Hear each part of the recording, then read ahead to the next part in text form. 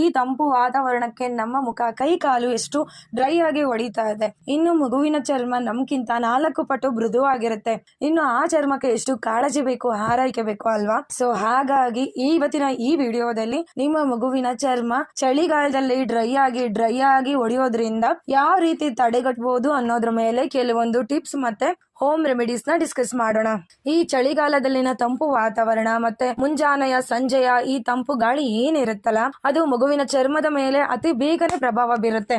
ನಿಮ್ಮ ಮಗುವಿನ ತುಟಿ ಹೊಡೆಯೋದಾಗ್ಲಿ, ಮತ್ತೆ ಕೆನ್ನೆ ಭಾಗದಲ್ಲಿ ಉಗುರ್ ಹತ್ರ ಎಲ್ಲ ಹೊಡೆಯೋದಾಗ್ಲಿ, ಮತ್ತೆ ಸಿಪ್ಪೆ ಸುಳ್ಕೊಳ್ಳೋದಾದ್ರೂ ಆಗ್ಲಿ, ಮೊಣಕೈ ಮೊಣಕಾಲು ಎಲ್ಲ ಡ್ರೈ ಆಗಿ ಹೊಡೆಯೋದಕ್ಕೆ ಸ್ಟಾರ್ಟ್ ಆಗುತ್ತೆ. ನೀವೇನಾದ್ರೂ ಮೊದ್ಲನೇ ಆರೈಕೆ ಮಾಡ್ಲಿಲ್ಲ ಅಂತ ಅಂದ್ರೆ ಮುಂದೆ ಹೋಗ್ತಾ ಹೋಗ್ತಾ ಫುಲ್ ಕೆಂಪಾಗಿ ನಿಮ್ಮ ಮಗುಗೆ ನೋವಾಗೋದಕ್ಕೆ ಸ್ಟಾರ್ಟ್ ಆಗುತ್ತೆ. ಸೊ ಹಾಗಾಗಿ ಇವೆಲ್ಲ ತೊಂದರೆ ನಿವಾರಣೆ ಮಾಡೋದಕ್ಕೆ ಕೆಲವೊಂದಿಷ್ಟು ಟಿಪ್ಸ್ ಮತ್ತೆ ಹೋಮ್ ರೆಮಿಡೀಸ್ ನ ಒಂದೊಂದಾಗಿ ನೋಡೋಣ.